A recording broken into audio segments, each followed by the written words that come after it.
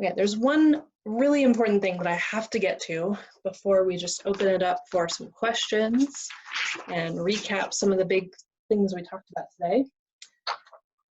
And this is that I would be remiss if I did not make sure that we mention your living allowance that you are paid as an AmeriCorps member. It is not a wage, it is not a salary. This is probably one of the most difficult things when you end up going through an application process for a job. If they ask you for your salary history, your living allowance is not a salary. So I have to navigate that because sometimes you get stuck. You might be filling out an online job application and it literally won't let you move to the next screen without putting something in the box.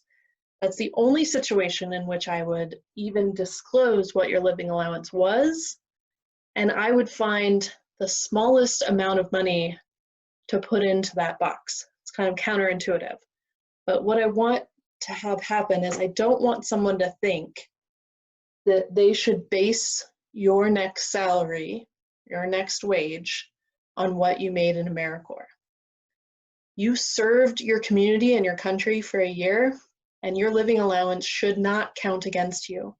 But if someone tries to put it into the box that they're used to thinking of saying what was your past wage or your past salary in your last job, then they're going to intentionally or unintentionally base your potential new salary on that number.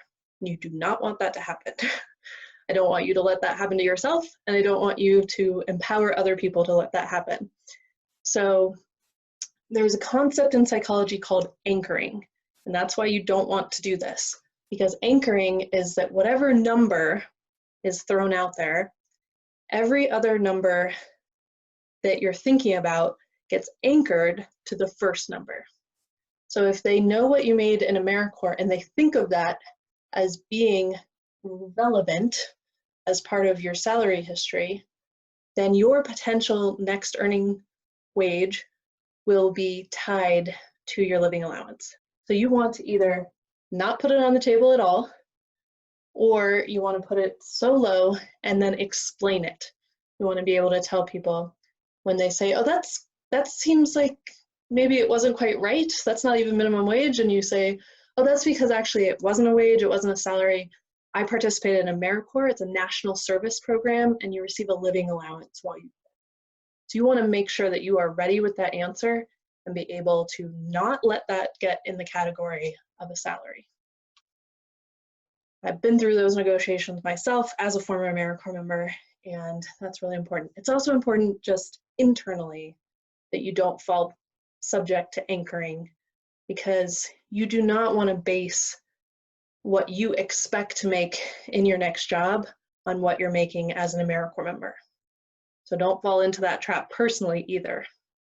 Okay, you should base what is fair as a salary and prepare to negotiate salary based on what is fair in that industry for someone with your level of experience and education. It has nothing to do with what you are making as a living allowance as an AmeriCorps member. Okay, I'm glad I got that in there. Didn't want to miss that. Kelsey, how are we doing? Do we have questions that have come in? We mostly just have people feeling very relaxed after